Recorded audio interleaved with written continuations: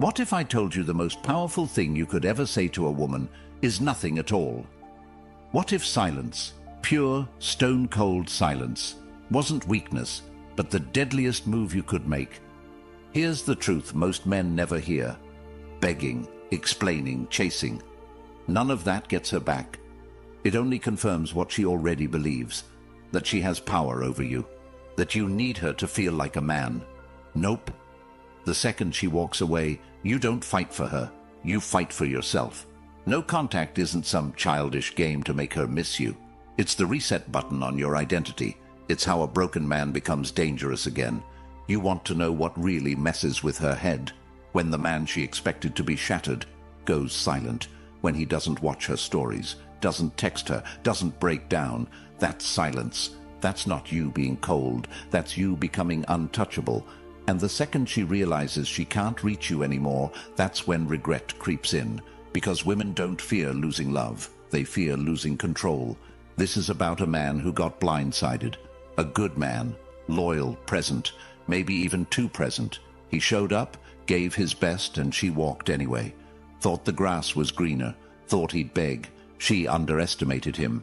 And now she'll learn that losing a man who knows his worth is the kind of pain that shows up at 2 a.m. when her phone's on 1% and you're not answering anymore. No contact isn't revenge, it's revelation. It reveals who she really is and who you were meant to become. This is the moment you stop being emotional. You stop trying to make her understand. You stop leaking power. And you go silent. Not because you're weak, but because you're done handing out explanations to people who don't deserve access. So don't text her. Don't watch her life through a screen. Let her wonder. Let her spiral. And let this be the chapter where you rise. Because when you master your emotions, when you embrace stoic indifference, you become the one thing she didn't expect, free.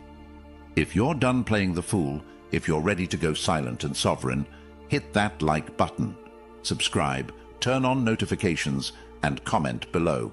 My silence is my power. Now let's begin. Number 1. Silence screams louder than words. When she left, she expected noise. She expected chaos, drama, a meltdown. She thought you'd call 100 times, blow up her DMs, beg her to talk, to explain, to reconsider.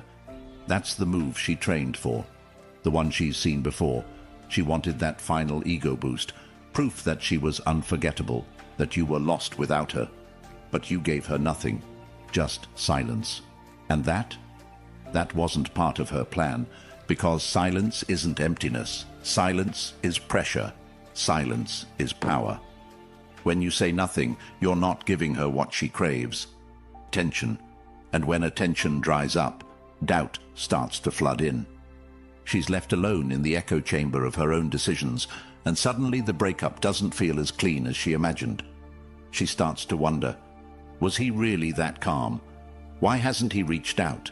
Is he already with someone else? This is where the dark psychology kicks in. The second you stop reacting, you shift the dynamic. Now she's thinking about you. Your silence forces her to face the void. And that void, that's where your power lives. A man who doesn't plead, doesn't chase, doesn't explain, that man is dangerous because he's not trying to be heard. He's not trying to win her back. He's letting go. And in that letting go, he becomes the man she never really knew until he was gone. Stoicism teaches one of the coldest truths about life. The only real control you have is over yourself, your reactions, your discipline, your decisions. And when you walk away in silence, you are saying with every breath, I am not for sale anymore. That kind of stillness is magnetic, because it doesn't come from pride, it comes from power. While she's watching your last story on repeat, scanning every post for a hidden message, you're building, quietly, coldly, with purpose. You're not checking her page, not liking her pictures, not playing the game. Because you are the one who ends games now. Your silence is the lesson she never thought she'd have to learn. She thought she'd have time. She thought you'd be an option forever. But now, her calls are unanswered. Her messages are left on read, or never even seen. And that absence, that unbothered energy, That's what lingers in her mind more than any apology ever could. This is the new you, stoic, grounded, clear. You don't scream, you don't post quotes, you don't explain yourself, you just go ghost. And that silence? That's her worst nightmare. If you're done explaining yourself to people who walked away, hit that like button, subscribe, turn on notifications, and comment below. She lost access, not value. Number 2. Stop explaining yourself. She left. Whether she said it directly or just drifted away, the message was clear. You're not what I want right now. And what's the first thing most men do? They start writing paragraphs, trying to unpack what went wrong, trying to prove they're worth a second chance, trying to explain themselves into being loved again. But here's the hard truth. The second you start explaining, you've already lost. Because now you're seeking her approval to validate your reality, and that's not power, that's submission. Nope. Stop explaining yourself. You don't owe her a breakdown of your emotions. You don't owe her clarity, closure, or a clean ending. She made a decision. Let her sit in it. You think explaining will bring understanding. It won't. It only gives her more information to devalue you. Every message you send post-breakup says, I'm still emotionally available for you to reject. Women don't regret men who explain. They regret the ones who vanish with quiet certainty. You want to know what haunts them. When the man they thought they figured out doesn't play the role they cast him in, when he doesn't beg, doesn't argue, doesn't break character, when he just disappears like a shadow and she can't read him anymore. That's the weapon of stoicism. Reason over reaction. You don't owe your peace to someone who broke it, and if she really cared about your perspective, she would have asked for it before leaving. But she didn't. She walked, and that walk was her explanation. Dark psychology flips the script. Every unanswered message, every moment of silence creates uncertainty. Now she's the one trying to make sense of it. Was he ever that into me? Why didn't he fight for me? That overthinking loop, that's where the real regret is born, and it only happens when you stop handing out emotional essays. Here's what stoic men understand. People make decisions. You respect them, not because they're right, but because you're done explaining yourself to people who made up their mind. You keep walking, and your silence tells her everything she needs to know, without giving her the satisfaction of closure.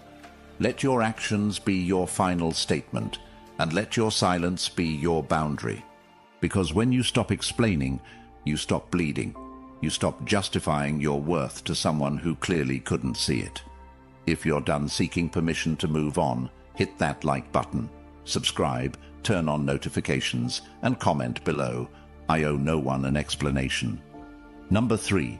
Emotions are liars. Facts are freedom. Right after the breakup, your mind goes to war with itself. One part of you knows she walked away, but the other part, the emotional part, still clings to the fantasy. You replay memories, imagine her coming back, try to convince yourself it was all a misunderstanding. You start negotiating with your own pain. But here's what Stoicism teaches. Emotions lie. They distort. They dramatize. They take a temporary feeling and convince you it's forever. You feel like you lost something priceless. But let's get brutally honest. What did you really lose? Someone who left.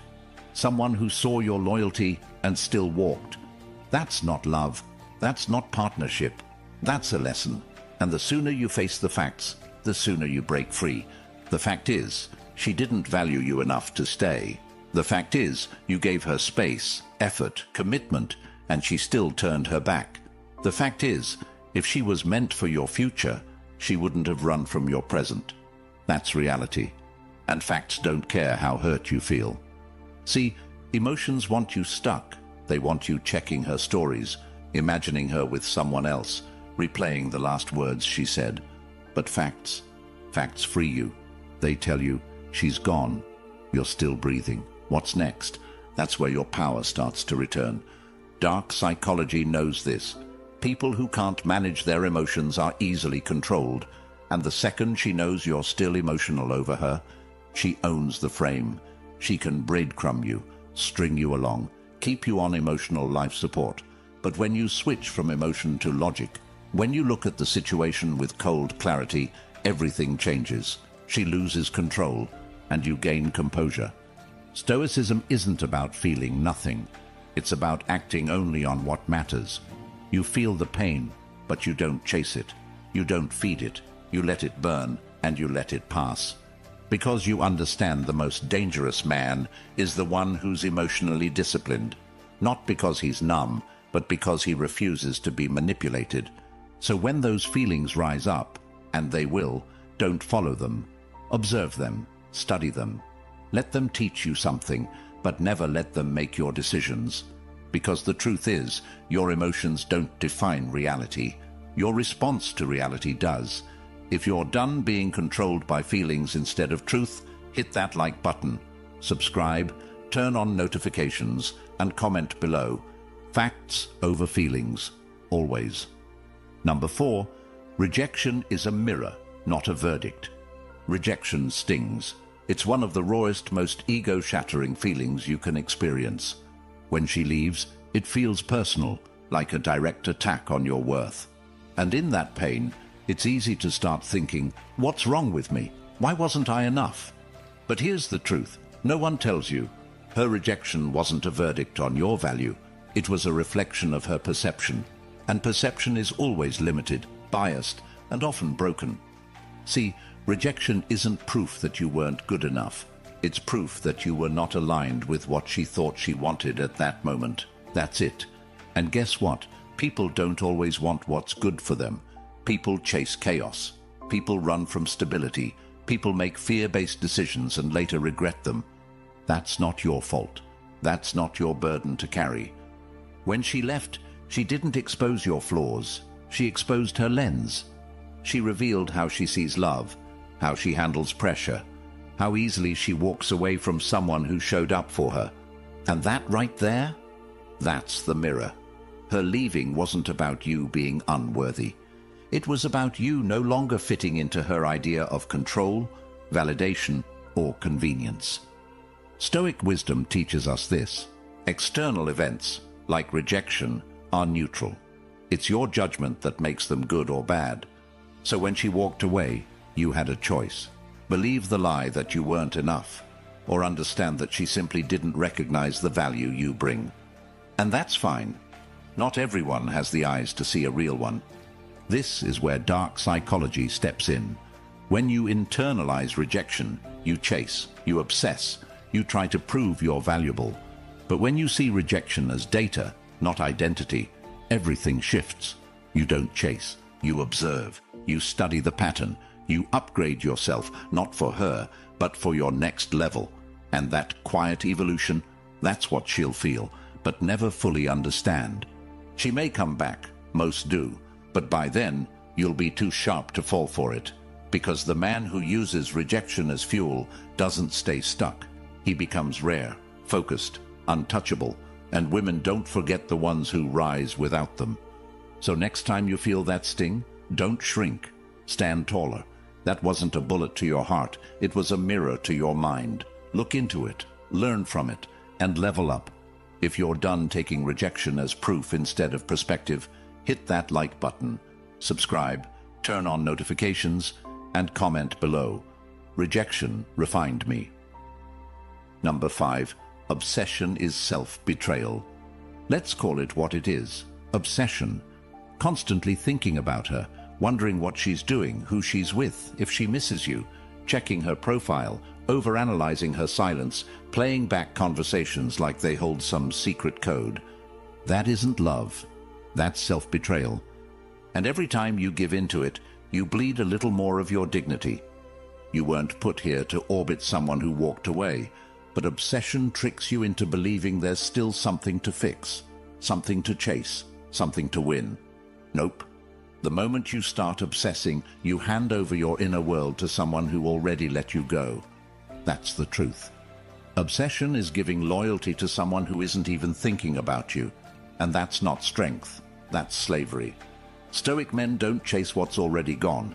They don't bargain with reality. They accept it, absorb the blow, and redirect that energy inward, because every second you think about her, that's a second you're not building. That's time, focus, and power being wasted on someone who chose to subtract themselves from your life. She made a decision. You honor it by letting her feel the full weight of your absence, not by clinging to the idea of her. Here's what dark psychology understands. Obsession is visible. You can feel it through the screen. You can smell it in the messages. And nothing repels someone faster than energy that says, I need you to feel okay. Want to be remembered? Detach. Want to be respected? Go silent. Want her to feel your absence? Start treating her like she no longer exists in your emotional universe. You don't need revenge. You need restraint. You need to understand that chasing what's left is the fastest way to stay stuck. And when you stop betraying yourself for the fantasy of her return, you become a man who commands his own gravity. The Stoic doesn't beg the storm to stop. He stands still until it passes, because he knows chasing the wind only makes him look foolish. So stop obsessing, stop replaying, stop shrinking. Every time you think about her, remind yourself, you are not someone to be begged for. You are not someone to be overlooked. You are the prize, and you only lose when you forget that. If you're done betraying yourself in the name of obsession, hit that like button, subscribe, turn on notifications, and comment below. I choose peace over fixation. Number 6. Detachment triggers desire. Here's what flips the game completely. The moment you no longer care is the moment she starts to.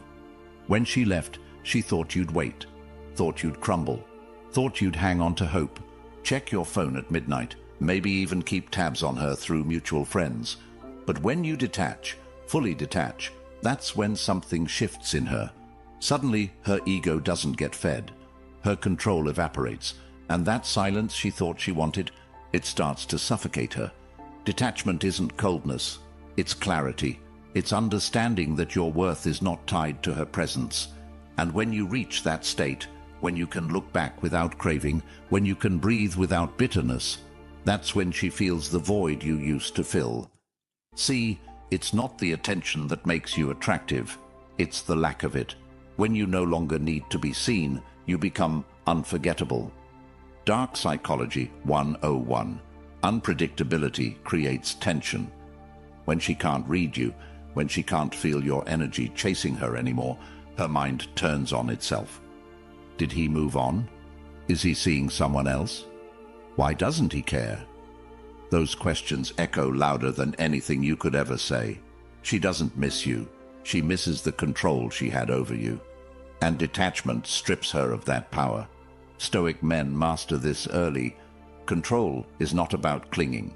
It's about letting go. The man who can walk away, who can burn the bridge and never look back, holds all the leverage. He becomes mysterious, focused, magnetic. He becomes the man she thought was just an option until he made himself unavailable. Here's the paradox. The less you need her, the more she wants to feel needed. Not because of love, but because of power. Your detachment threatens her sense of significance. And when you stop reacting, stop reaching, stop responding, you force her to look inward. And that's where discomfort lives. That's where regret starts to grow. This is not about getting her back. This is about becoming the kind of man who never chases someone twice, because you understand your value. Because you understand the moment you detach is the moment you start pulling everything back into your orbit. If you're done feeding what walked away, hit that like button, subscribe, turn on notifications, and comment below, I attract by letting go. Number 7. Focus on empire, not emotion. You want revenge, building, you want to get even, evolve, not by sending texts, not by waiting for her to realize what she lost. Nope. The real win isn't proving anything to her. It's proving to yourself that you never needed her in the first place. While your heart was breaking, your purpose was waiting. While you were stuck in emotion, your empire was starving. Here's the shift. Every second you think about her is a second you're not building you. That obsession could have been discipline. That pain could have been muscle. That heartbreak could have been a foundation. She walked out, and now you walk in, to your own life. That's what Stoic power looks like. You don't collapse. You construct. Think about it. Who are the most desired men? The ones who are lost in their feelings, or the ones who disappear only to re-emerge stronger, sharper, wealthier, colder? The ones who turned pain into purpose? She doesn't watch for your "I miss you" text. She checks to see if you're doing better without her. And when she sees you thriving, not just surviving, that's when the silence hits different. That's when the regret starts to bloom. This is where most men fail. They think healing is passive. It's not. It's aggressive. It's war. Every rep at the gym, every book you read, every late night grinding on your craft, that's all strategy. That's all part of becoming a man who no longer needs to heal, because he rebuilt himself stronger than before. Stoicism doesn't say, "Don't feel." It says, "Don't be ruled by what you feel." Emotion is a wave. Purpose is the shoreline. If you let the wave crash into you without anchoring to something greater, you drift. But when your mind is set on mission, when your focus is legacy, she becomes a chapter, not the whole story. You are not here to obsess over who left. You are here to build something so powerful, so rare, so unshakable, that people regret ever underestimating you. Your time is your empire. Your energy is your currency. Spend both on what multiplies you, not on what broke you. If you're done wasting energy on people instead of purpose, hit that like button. Subscribe, turn on notifications, and comment below. I build while others break. Number 8. The scar is the lesson. You want to heal? Then stop trying to erase the scar. That scar, the pain, the betrayal, the silence after she left, that's the lesson. That's the moment everything changed. Most men try to numb it, drown it in distractions, pretend it never happened. But Stoic men? We study the scar. We let it speak. Because every scar is a receipt for pain survived and power gained. She hurt you. Let's not sugarcoat it. She left. She made you feel replaceable. And yeah, it shook your soul. But now, you have two options. You either let that scar rot into resentment, or you forge it into wisdom. The difference between the man who stays broken and the man who becomes unstoppable is how he interprets the wound. Stoicism doesn't preach denial. It preaches integration. You don't run from pain. You walk through it with eyes open. You feel the fire and let it refine you. Not just emotionally, but mentally, spiritually. You become a man who doesn't avoid suffering. He uses it. He turns heartbreak into hunger, loneliness into leadership, loss into leverage. Dark psychology knows this. Pain creates depth. Most people avoid it, so they stay surface level forever. But the man who embraces his scars, who wears them not as shame but as symbols of survival, that man has presence, gravity, energy that commands attention without saying a word. Because people can feel when you've been through the fire and didn't flinch. She thought she broke you. Let her think that. Because by the time she realizes that pain didn't destroy you, it designed you, you'll be 10 levels above who she left. And when she sees that, she won't just regret leaving, you'll make her regret ever thinking she could come back. You want to rise? Then stop asking, "Why did she do it?" and start asking, "What did this teach me?" That scar is your trophy. That scar is your shield. It's not the sign that she hurt you. It's the mark that you survived what was meant to destroy you. If you're done hiding your scars and ready to learn from them, hit that like button, subscribe, turn on notifications, and comment below, "My pain made me priceless." Number 9. She returns to what she can't control. Here's the twist no one tells you. She always circles back. Maybe not today, maybe not next month, but it happens. And not because she suddenly realizes your worth. Nope. It's because you became what she never thought you could be. Untouchable. Emotionally locked down. Unavailable. Focused. You became a man she no longer has access to. And that kind of man? That's rare. That's magnetic. That's a problem. For her. Women rarely regret the breakup when you're begging. They regret it when you go silent and never look back. when you stop checking her stories, when you stop reacting, when you don't try to prove anything. She starts to wonder, did I misread him? Did he really move on? Is he done with me for good? That uncertainty, that's the poison she poured into you, now served back, ice cold. Dark psychology teaches this truth. People crave what they can't predict, what they can't control.